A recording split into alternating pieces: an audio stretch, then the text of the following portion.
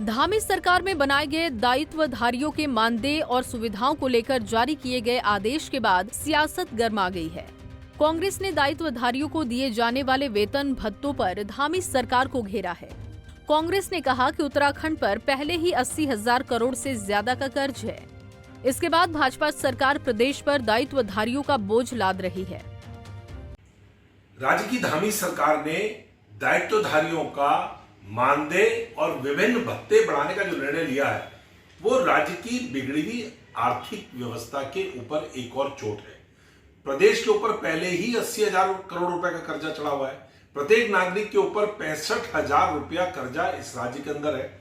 इस राज्य में आयोजनागत खर्चे जो हैं वो इतने हैं कि पूरे बजट का बड़ा हिस्सा वो नॉन प्लान में चला जाता है, तनख्वाह में चला जाता है, पेंशन में चला जाता है।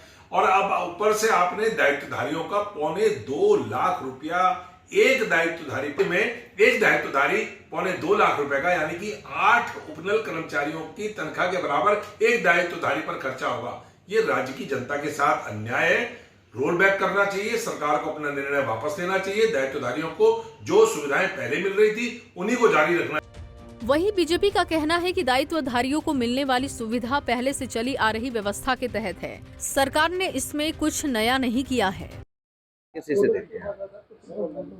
नहीं, जो शासन ने दायित्वधारी नियुक्त किए हैं और उनको जो सुविधाएं प्रदान की गई हैं, ये सारी व्यवस्थाएं पहले से ही चली आ रही थी। यह कांग्रेस के समय में भी थी। यह जब पिछली सरकार त्रिवेंद्र सिंह रावत जी के नेतृत्व में बनी थी तब भी ये व्यवस्थाएं थी। सरकार ने उसी को ही लागू किया है। इसमें कहीं भी कुछ नया नहीं है। तमाम जो पूर्ववत व्यवस्थाएं थी उन्हीं को सरकार ने लागू किया है। 20,000 की बढ़ोतरी की गई। बता दें कि धामी सरकार ने दायित्व संभाल रहे दायित्वधारियों का मानदेय और उन्हें मिलने वाले खर्चों में बढ़ोतरी की है। दायित्वधारियों को अब 45,000 रुपए मानदेय के रूप में मिलेंगे। इसके साथ ही किराए की टैक्सी के लिए हर महीने 80,000 रुपए मिलेंगे। इसके साथ ही 25,000 ऑफिस के लिए, 15,000 एक स्टाफ के लिए, 2,000 फोन बिल के लिए, 12,000 चतुर्थ श्रेणी कर्मचारी के लिए मिलेंगे। साथ ही रेल से यात्रा करने पर फर्स्ट क्लास में एक बर्थ और हवाई यात्रा करने पर एक सीट मिलेगी। 1 महीने में 2 बार की हवाई यात्रा का भत्ता मिलेगा।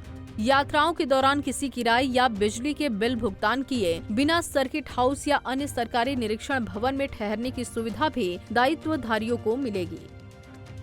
देहरादून से पंजाब केसरी टीवी के लिए आशीष रमोला की रिपोर्ट।